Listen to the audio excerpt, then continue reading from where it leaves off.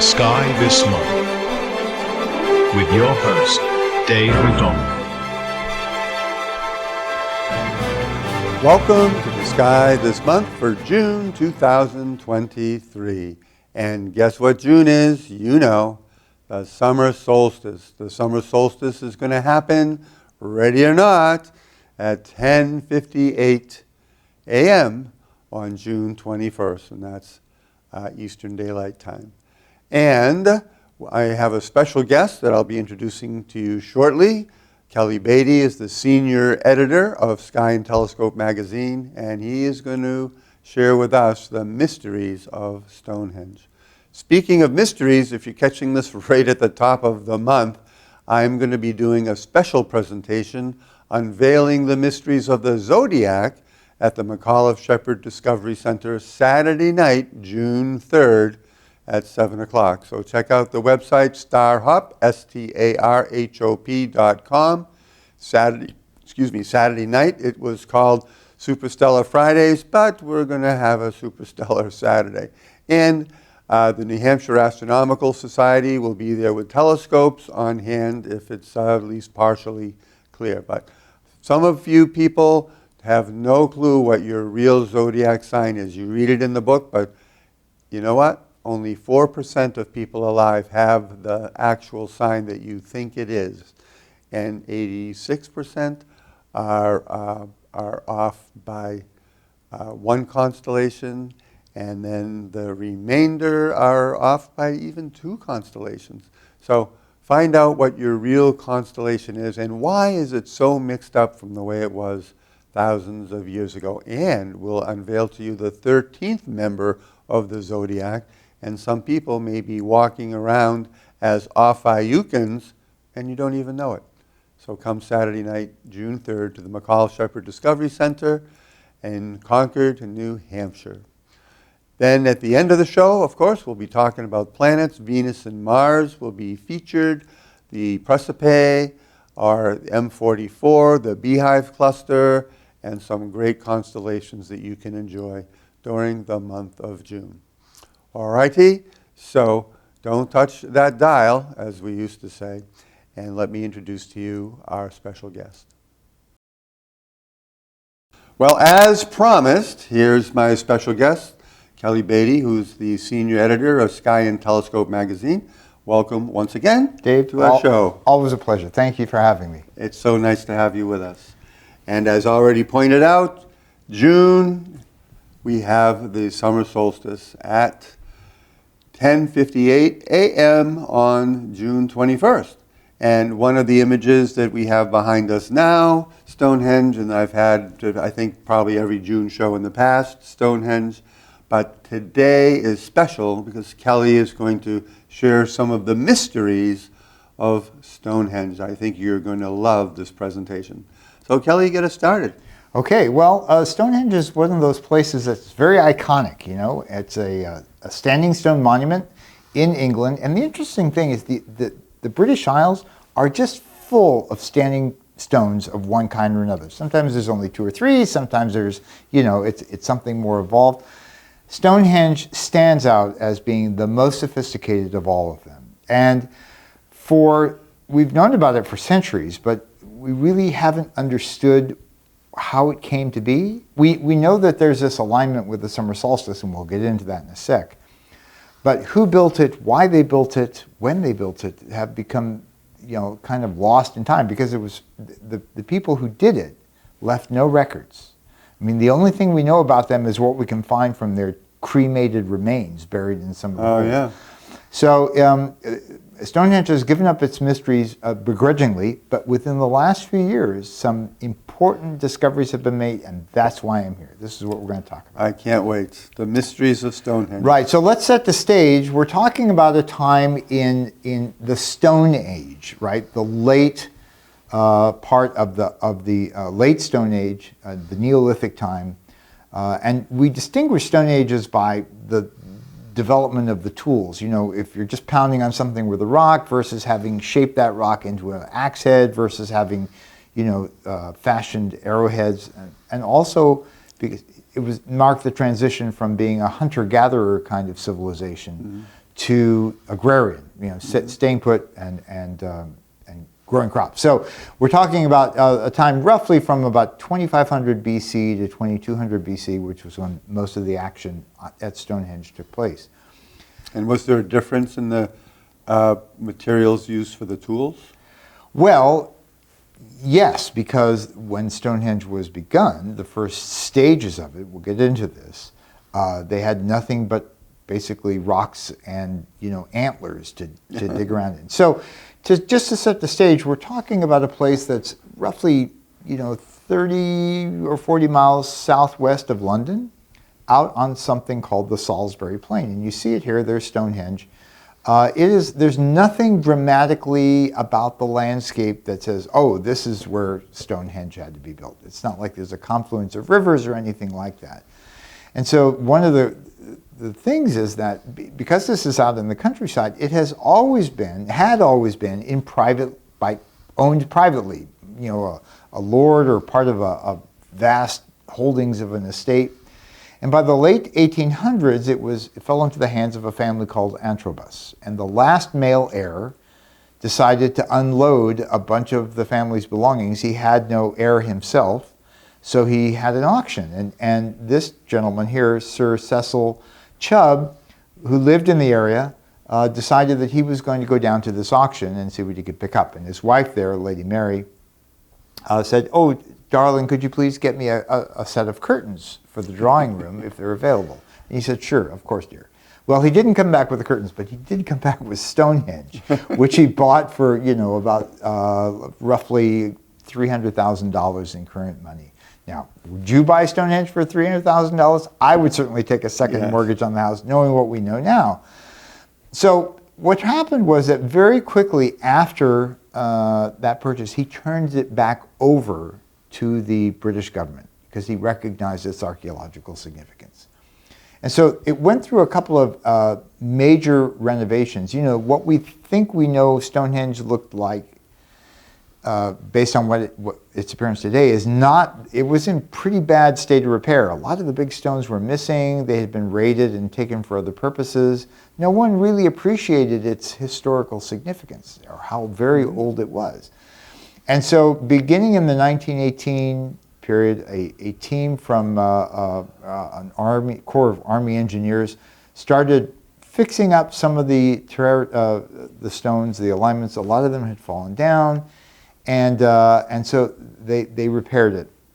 Then another set of renovations took place in the 1950s, late 1950s, to re-erect some of the stones that had fallen over, for example, and to basically to do better cataloging of all the holes. The thing about Stonehenge is, as I said, a lot of the stones are missing, and those stones had been in holes, and so there's a lot of holes around the property, right, that are empty. There's nothing in them now, but there was at one time. And that turns out to be key. So this is not, this type isn't breaking right, but that's okay. Let's establish that it wasn't all built at once. It was built over several stages. And what we call stage one probably was at least 3000 BC, like 5,000 years ago, contemporary with the pyramids in Egypt. And what was there is not what we see today, but rather a much bigger circular ditch and an embankment. That is what a henge is. Mm-hmm. And you can see it there, and there were very few stones. There were these holes called Aubrey holes, which were mysterious. And there were 4 stones placed. You can see them there. There were a north and south barrow, and then 2 station stones. A total of 4 stones near the periphery of this henge. And those holes, when the British Army did the renovations back a century ago, they found in these holes cremated remains of humans and some animals. And so they were simply thought for a long time to be holes dug for cremations, as cremation sites. It turns out that's not the case. So here was the next stage of the development. And here we introduced these what are called bluestones. Now these are not the giant stones that we associate with Stonehenge. Those are called Sarsens, and they came later. The bluestones were much smaller. Here's a person A person. A person who visited Stonehenge, and you can see the size of these bluestones. They're maybe 8 feet long plus whatever is buried in the ground. They weigh a few tons. They're not lightweight by any means, but importantly, they did not come from anywhere near where Stonehenge is today. This is a mystery that has existed for more than 100 years. Where did the bluestones come from? Now, it was long thought, they're an igneous rock. And so it was long thought that they came from an area of south central Wales. Mm-hmm. But exactly where was not determined until, and this is what really got my juices flowing, 2019, a paper appeared by a team of geologists in England who had been specializing in Stonehenge. And they had identified the exact location where many of the bluestones came from. And it's a little hard to see. You see the label there, Pressley Hills, down below center. That's where these various outcrops are. And just to the upper right, there's an outcrop called Can Gedog. And it is there that these scientists determined that the bluestones had come from. Now, why they came from there all the way to where Stonehenge is, 100 miles away or so, remained a mystery. But I got in contact with the researcher and I said, this is fascinating to me. And I came to find out that, you could go down this road and see the farmer, and the farmer will let you in. It's just a sheep pasture where this quarry is. And this is what it looks like. I went there, and this is my picture of it. It's a pile of stones. And in fact, it's a stone outcrop that's been used since Stonehenge for local uses. Somebody needs a stone for a mailbox or a pillar, next to their door, whatever it is, this is where they come and get them. So this has been used for a long time. But it's also the place where those bluestones for Stonehenge came from. So and the stones here have that same blue tinge? They have a blue tinge. They're called bluestones because when they get wet or a fresh surface, that's what will be the appearance of it. As I said, it's an igneous rock.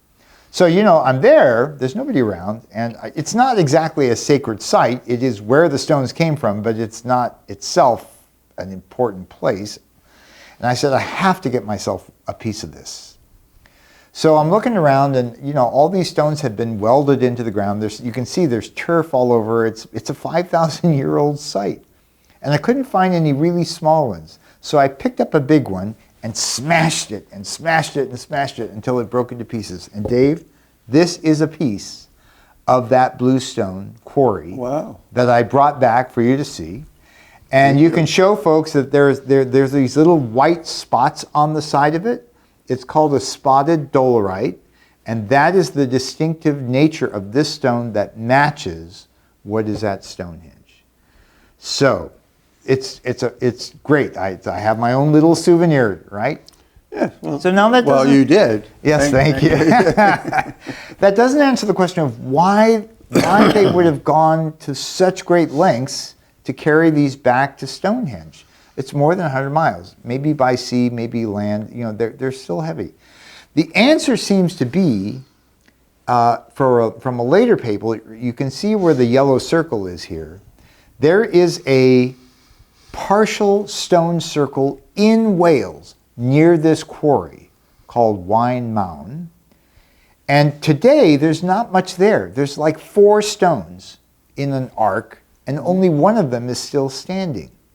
But the researchers determined that there was at one time a complete circle of these bluestones, much like we found it at Stonehenge, that had been in place there contemporary with the oldest known date of Stonehenge. So what seems to have happened is the bluestones were quarried locally, made into a stone circle locally that's about 100 meters across. All right? That's football field size. Now, Dave, take a look at that map there, the henge. How far across would you say that henge, the ditch there, is at Stonehenge itself? Take a wild guess. I would guess 1,000 feet. 100 meters, right? It's 100 meters, just like the one in Wales. And so what seems to have happened is these ancient peoples, for whatever reason, they built a stone circle in Wales and then decided to move it to the Salisbury Plain. So this is Stonehenge as its sort of latest stage, kind of how we see it today, although a lot of the stones are missing. That's when the big stone circle of the Sarsens were established. Now the Sarsens are sandstone. It's a softer stone, and it's what we think of as Stonehenge. These are much, much bigger stones, weighing, tens of tons each. And so they come from a local quarry, not far away, maybe 20 miles away. Still, these ancient people, have to be moved. They had no wheels, they had no metal tools, they had no horses, and yet they got these things, because it's sandstone, it's easily shaped by primitive tools and transported to the site. The thing is, we think of this as a very crude kind of monument, but in fact, it's the most sophisticated stone monument in the world. And those big Sarsen stones, as tall as they are, as hard to get lifted, used a combination of tongue and groove construction and mortise and tenon, where there's a kind of a lump and a hole, and a hole for it. So they knew what they were doing. And so this is what it kind of looks like today. And we think of this stone circle, but if you look at this picture, on the inside, there's a horseshoe shaped set of 5 trios of stones called trilithons, the biggest stones there, that make this kind of horseshoe shape, and the open end of it faces to the northeast, which is the direction of the summer solstice sunrise. So when we think of summer solstice here, the sun rises in the northeast, and so that's where this alignment was. But it still doesn't answer the question, summer solstice happens everywhere. Why in this particular place? And it turns out, if you dive underneath the turf on top, the pasture land, and get down to the bedrock, that bedrock is chalk. The same material that makes up the White Cliffs of Dover, for example. Okay? And so that chalk when they unearthed it, you can see it here, this is from an archaeological dig about 15 years ago. There are these grooves, really large grooves in the chalk that are from glaciation, the last ice age. As these glaciers were dragging themselves across the landscape, they gouged out these grooves in the chalk. And guess what? Those grooves point right to the point of the summer solstice sunrise. Which is in the northeast, right? We know, we think of equinoxes as being sort of the midpoint. And so this is the summer solstice. It's a time of great celebration. I've been there for the summer solstice. Nice. And people have wondered, okay, so you went to all this trouble just to mark where the summer solstice is? I could do that with a stick. Yeah. And I want to go back to this first stage here, because the apparent positions of these first stones has been mysterious, but it turns out they are aligned with the summer solstice as well. So for 1,000 years, people building Stonehenge made this sort of alignment with the sun. Now, was there more to it than that?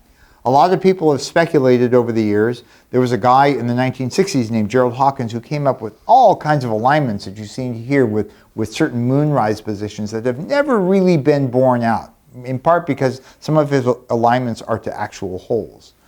But something that came up just a year ago, which is fascinating, and this will be the last point, is not all the stones, all the Sarsens, are the same width. They're roughly the same height, but not. You can see here two side by side. One is definitely skinnier. And it turns out that there's 2 or 3 of them that are really skinny. This guy named Timothy Darville noted that the skinny ones are equally spaced around the stone circle. And so there were originally 30 of them, right? And he thought, okay, 30, that's basically a month, times 12 is 360 days. Dave, this is where you said, but Kelly, there's 365 days in a year. Yes. Right? That's where those 5 trilithons come in. You can see them in the horseshoe shape there. There's 5 of them. Yeah. So 360 plus 5, that's 365. But now you're going to say, what about the leap year? Well, what about the leap year, Kelly? Well, I'm glad you asked. Remember those first 4, the original 4 stones? They're shown here, 1, 2, 3, 4. How many years between leap years? 4. Bingo. So here you have all the pieces for what could be a fairly accurate calendar. Was it actually used for that? We don't know. We don't know, and that's where the story ends right now. You can go visit Stonehenge. Dave, I understand that you're planning to go there. And 800,000 people a year visit Stonehenge. It's a very popular place. But if you pay extra, for those of you who might be thinking of going there, you can make a reservation to go very early in the morning or very late at night, just before sunset. Before the crowds or after the crowds? Before or after the crowds, you pay a little extra. You actually get to walk among the stones, which you otherwise can't do. And that's where my wife and I went to take those pictures a couple of years ago. So that's the story. That's where we stand right now. It's a fascinating place. I encourage everyone to go see it at some point. A lot of us are going to go through London at some point. It's not that hard to get to, and it's definitely worthwhile. Imagining that it was built by a very intelligent race of people who built it 5,000 years ago and yet left no records. But seem to have some sense of our calendar, including leap years. Maybe. It's not like they chiseled in numbers on the stones or anything. Right. It's supposition at this point, but boy, it's a beautiful fit. Very nice. Well, that's awesome. And hopefully you might be able to get out there to England. I'm planning on going next month in July. Was there last April. I brought my STEM class from Belmont High School in New Hampshire. And they were totally enthralled and fascinated by it. And now you all have a lot more detailed information. And thank you so much, Kelly, for being with us. Yeah, absolutely. If people want to go more information, there's a website. This is now a huge historic landmark, and it's taken care of by something called English Heritage. So if you do a web search on the English Heritage website, they have pages and pages and pages that go into all this detail and much more about the history of Stonehenge, who the people might have been. Just one little tidbit, the first inhabitants of England were not like pale-skinned white people that we think of today. They were fairly dark-skinned people with blue eyes. And so this is just one little chapter in what's obviously been a very long period of time in the development of the English, the British Isles. Fascinating.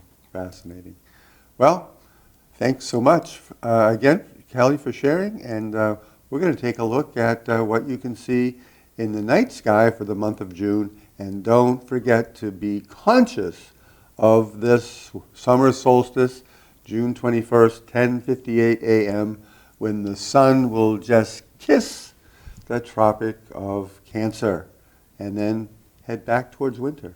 Can you believe it? Well, the good news is it'll stop, actually past the equator when we get to the autumnal equinox in September. But a fascinating story. Again, Kelly, once again. Hey, a pleasure, David. Thanks Thank so you. much for being with us on our show. Okay, well, let's have a look at some things that you can see in the night sky. Well, I hope you enjoyed that segment with Kelly Beatty. It was fascinating information to learn about Stonehenge. Hope you enjoyed the picture when I was at Stonehenge last April. So now let's turn our sights to the skies, and we're at the beginning of June. We're looking at June 3rd around 9 o'clock at night or so, and the two planets that are featured all month are Venus and Mars. Now, Venus and Mars are in motion, and towards the middle of the month, Venus is going to be at a place we call greatest eastern elongation, at which point it will be as far away from the sun angular-wise as it's going to get. But Venus will be with us for some time to come. And if you have a small telescope, it's worth taking a look at Venus through a small telescope, a medium-sized telescope, and note the phases of Venus.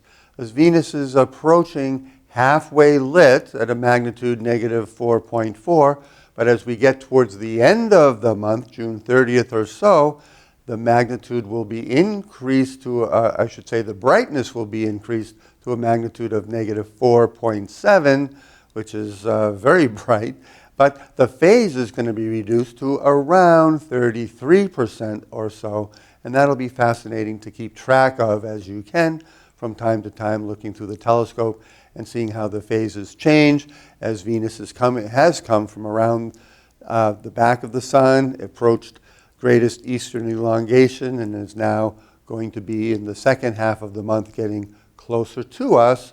So it's going to be appearing bigger even though less of it is lit up.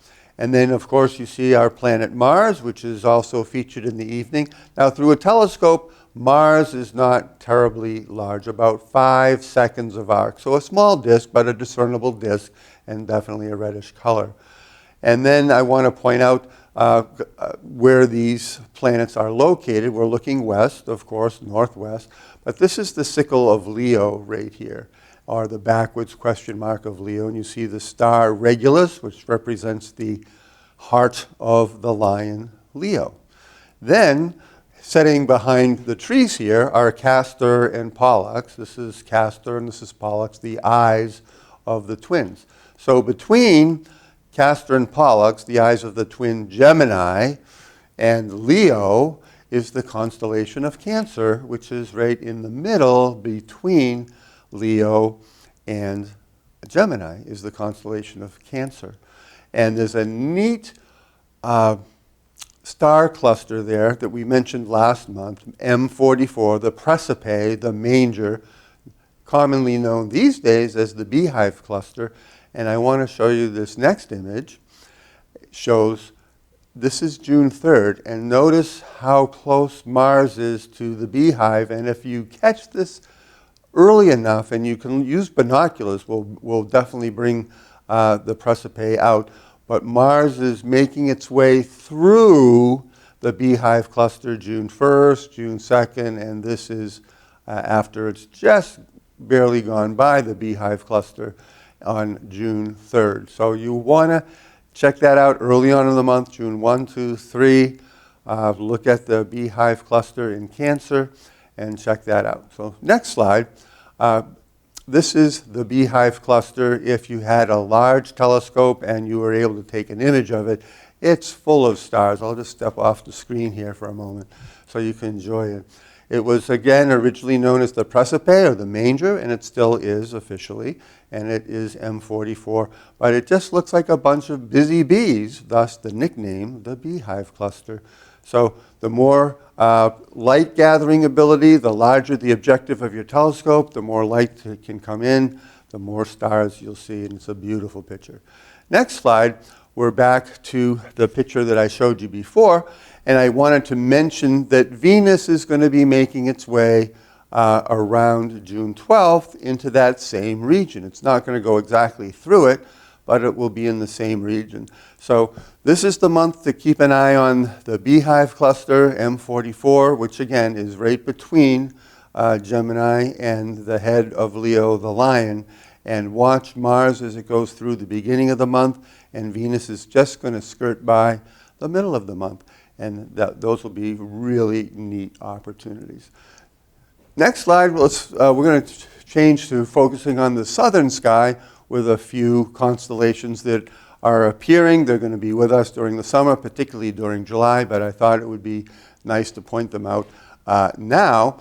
And here we have Antares. Antares is the heart of the scorpion. These are the 3 stars that represent like the body of the scorpion. And the claw comes over to this way, and the other claw comes around this way. And these 2 stars, Zubin el-Shamali and Zubin el-Ganubi, are the 2 primary stars in the constellation of Libra, the scales. So if we go to the next slide, we'll show you a little bit of artwork there so you can see the scorpion with Antares, bright first magnitude star, reddish in color, about the same colorish as Mars. And then Libra, the scales with the 2 primary stars, Zubin el-Shamali and Zubin el-Ganubi. And I remember Zubin el-Ganubi because it has a G in it, and G is ground, and that's the one that's closer to the ground. So there's a couple of stars to look for, a couple of constellations you can start looking for. We've talked about last month how to find Spica. arc to Arcturus and spike down to Spica, magnitude 1, and that is a whitish blue star that is really enjoyable to look at through a telescope. You can see the whitish blue scintillating, and then below Spica is Corvus. Corvus the crow, or Corvus the raven. Kind of looks like a kite. You can see these 3 stars and this pointed star here. It's an awesome constellation that few people know about or bother looking for. So I hope that you enjoy the sky this month for June. I'm your host, Dave McDonald.